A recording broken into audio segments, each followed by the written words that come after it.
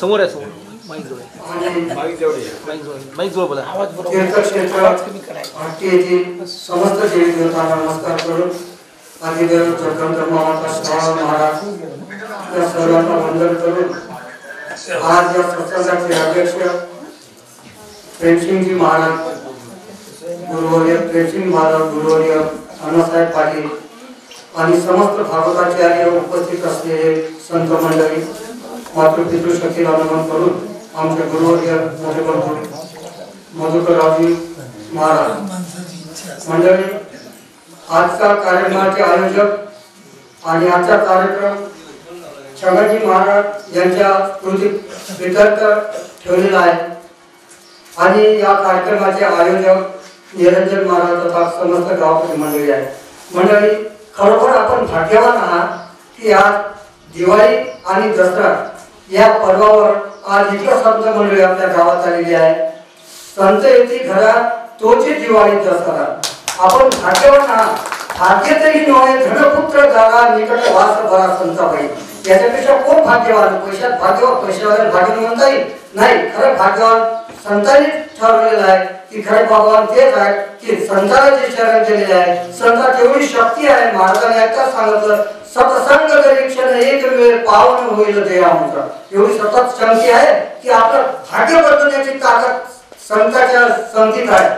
भाग्याचा तो उदय घरा संताचे जे पाय म्हणून आज असा सत्संग आपण हट्टी गावकरी मंडळी ठेवला म्हणून मी सर्वांना नमस्कार करतो आणि आजच्या कार्यक्रमासाठी आपल्या गोळी घेतली आहे मृग जळाची जातळी ते दिठी दुर्णी निहाळी वाचुनी तेने पाणी सारी केळे लाविशी काही। आता हे माऊलीनं ज्ञानेश्वरी खूप लिहिलेलं आहे आणि गीतेचा सारांश त्याच्यात लिहिलेला आहे। आपण साधारण माणसं आपण एवढा खोल पाण्यात पोहू शकत नाही कारण की ज्ञानेश्वरी हा साधा ग्रंथ नाही आहे। हे भागवतकार कीर्तनकार हे मंडळी आता थांब लागू शकतात आपण फक्त टोळ्या पाण्यात पोहणार माणसं त्याच्यामुळे आपल्याला याचा यथार्थ अर्थ लावता येणार नाही। तरी पण आपल्या बुद्धिमत्ताप्रमाणे असं सांगता येईल की भगवंताने अर्जुनाने प्रश्न केला की अर्जुना हे जे मृगजळ आहे हे तुला जे दिसून राहिलेलं आहे मृगजळ जे आपल्याला मृगजळ दिसते खरोखर हे फक्त पाहण्यासाठी आहे। कशासाठी आहे पाहण्यासाठी आहे। पण याच्यावर जर तुम्ही आपण काही लावतो म्हणलं तर याच्यावर लावता येईल का? कारण अर्जुनाने प्रश्न केला पण उत्तर सुद्धा मग भगवंताने दिलं।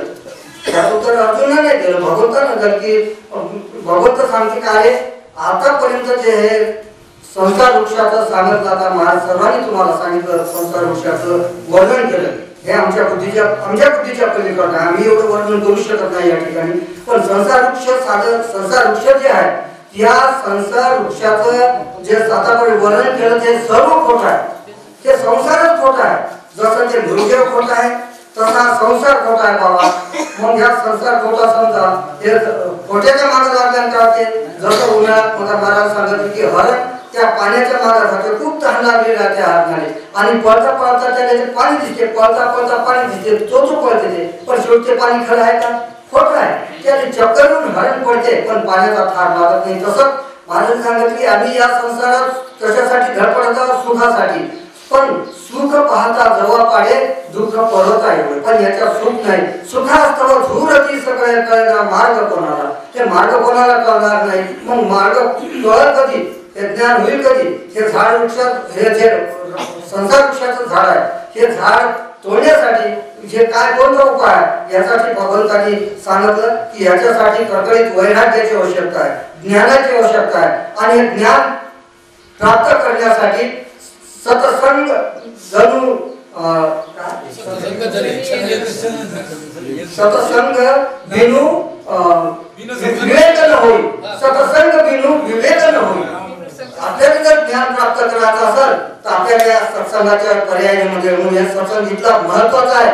आणि आज आमचे हे मंडळी आज 2 वर्षापासून सतत 15 सत्संग 3 वर्ष झाले आज सतत सत्संग चालू आहे, म्हणून आम्ही भाग्यवान आहोत की आम्हाला चान मिळते, आम्ही येतो, आम्हाला ऐकण्याची आवड जास्त आहे. भले बोलण्यात नाही आलं तरी चालते, पण ऐकणं फार महत्वाचं आहे आणि ऐकण्यानंच माणसाचं कल्याण होतं. ऐकायचं कसं, कल्याण कधी होईल, विवेक कधी निर्माण होईल. माऊलीनं सांगितलेलं आहे, मनाच्या कानी ऐकावे, बोल बुद्धीच्या डोळा पाहावे, हे साठवाच्या घ्यावे चित्ताची. आम्ही या कानाने ऐकल्याने आमचा उद्धार नाही होणार, या कानाने ऐकल्याने आमची देवाची प्राप्ती होणार नाही. आम्हाला आमच्या मनाच्या कानाने ऐकावं, या डोळ्याने देवाला पाहायला नाही जमणार, आम्हाला बुद्धीच्या डोळ्याने पाहावं लागणार परमेश्वर, त्यावेळेस त्या देवाची प्राप्ती होणार आहे. कारण की जग कसं आहे, जसं जग दिसते तसं नसते, म्हणून जग असते. हे संसार सगळा खोटा आहे, पण आम्हाला ते सत्य दिसते. एका याच्यात वाचलं होतं मी कल्याण पुस्तकात की जो दिखता है वो सब झूठ है और जो नहीं दिखता वो सब सच है. म्हणजे दिसणार अर्जुन म्हणते की जेव्हा मी दिसणार हे खोटं आहे, तर मग सत्य काय? सत्य फक्त एक ब्रह्म आहे. ब्रह्म एक, नाथ महाराज भागवतात सांगितलं आहे, ब्रह्म एक परिपूर्ण, तेथे कैचे दोष कैचे गुण, अविद्या शोभली जाण, गुण दोन लक्षण वाढवी. माणसाने ब्रह्म आहे, पण ब्रह्म आहे, सत्य आहे. महाराज सांगितलं जगत सत्य, जगत मिथ्य, ब्रह्म सत्य.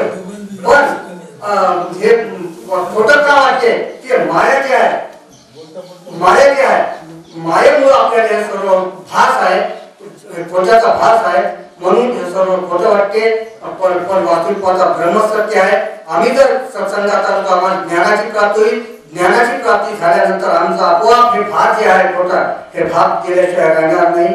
एवढं बोलतो आणि त्या हत्तीवासियांच्या चरणावर नमस्कार करतो आणि ते सर्व गुरुदेव मंडळींच्या नमस्कार करतो आणि मी या ठिकाणी माझे दोन शब्द समाप्त करतो. जय माऊली, जय गुरुदेव.